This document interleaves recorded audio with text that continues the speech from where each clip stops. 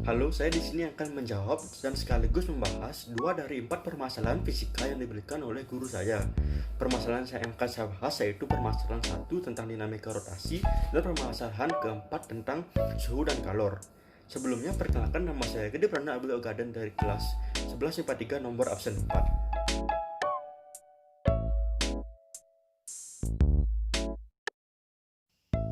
Pada ilustrasi pada permasalahan tersebut, kita mendapatkan situasi seperti ini. 3 buah benda akan diluncurkan ke bawah pada ketinggian yang sama pada suatu bidang miring. Benda yang pertama adalah kelereng atau benda pejal, benda yang kedua adalah cincin atau cincin tipis, dan benda yang ketiga yaitu bola pingpong atau bola yang berongga. Dari sini kita mendapatkan besaran-besaran yaitu M atau massa benda yaitu satuannya kilogram, R atau jari-jari benda satuannya meter, dan F yaitu gaya yang bekerja.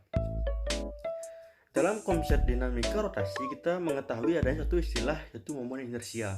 Momen inersia adalah ukuran kelembaman suatu benda untuk dapat berotasi terhadap porosnya. Semakin besar momen inersia ini, maka semakin sulit untuk suatu benda untuk bergerak. Rumus momen inersia juga terdapat ada banyak, tergantung oleh bentuk bendanya. Di sini yaitu ada bola pejal, bola berongga, dan cincin tipis. Untuk bola pejal, rumusnya yaitu momen inersia sama dengan 2/5 dikali massa dikali jari-jari kuadrat. Untuk bola berongga yaitu 2/3 dikali massa dikali jari-jari kuadrat. Dan untuk cincin tipis yaitu massa dikali jari-jari kuadrat. Nah, sekarang kita akan mencari momen inersia dari masing-masing benda. Untuk mengetahui benda mana yang paling lambat, berdasarkan bentuknya kita harus menyamai massa dan jari-jarinya. Di sini massa saya gunakan 0,3 kg dan untuk jari-jarinya saya gunakan 0,4 cm atau 0,004 meter. Dari kelereng atau bola pejal kita dapatkan 1,92 dikali 10 pangkat min 6 kg meter kuadrat, dan untuk bola pingpong atau bola berongga kita dapatkan 3,2 dikali 10 pangkat min 6 kg meter kuadrat.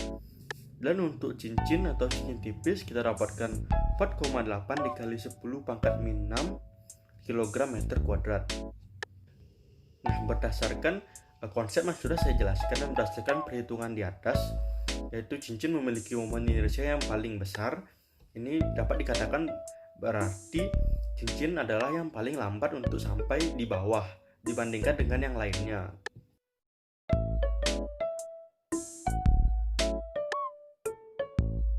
Dari ilustrasi yang dapat kita ambil dari permasalahan tersebut, dapat kita ketemukan besaran-besaran sebagai berikut. Q atau kalor dengan satuan joule, H atau koefisien konveksi, A atau luas permukaan dengan satuan meter kuadrat, T atau waktu dengan satuan second, dan delta T atau perubahan suhu dengan satuan Kelvin. Dengan menggunakan konsep perpindahan kalor, dapat kita ketahui bahwa satu kalor berpindah dari benda bersuhu tinggi ke benda yang bersuhu lebih rendah.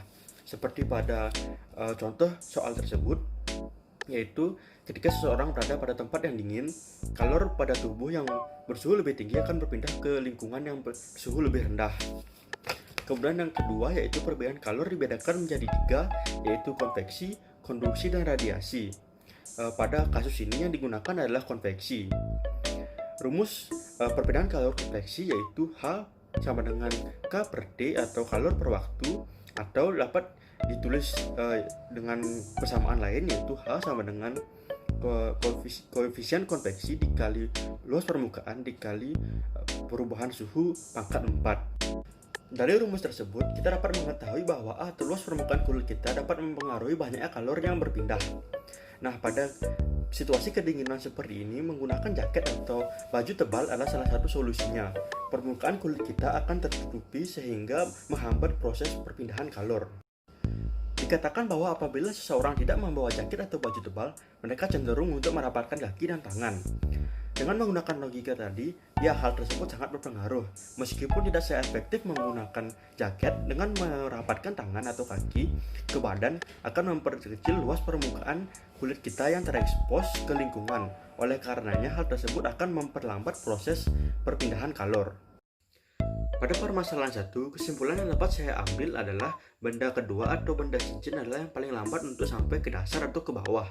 Ini dikarenakan benda cincin ini memiliki momen inersia yang paling besar di antara yang lainnya. Semakin besar momen inersia suatu benda, akan semakin sulit juga benda tersebut untuk bergerak atau berotasi terhadap porosnya. Sedangkan untuk permasalahan 4, kesimpulan yang dapat saya ambil adalah ketika seseorang cenderung menempelkan tangan atau kakinya ke tubuh, ini dikarenakan ketika melakukan hal tersebut, luas permukaan kulit kita yang terekspos kepada lingkungan akan menjadi lebih sedikit. Dengan demikian, proses perpindahannya kalor dari tubuh ke lingkungan akan diperlambat oleh hal tersebut. Nah, berikut adalah pembahasan saya. Semoga dapat bermanfaat dan sampai jumpa.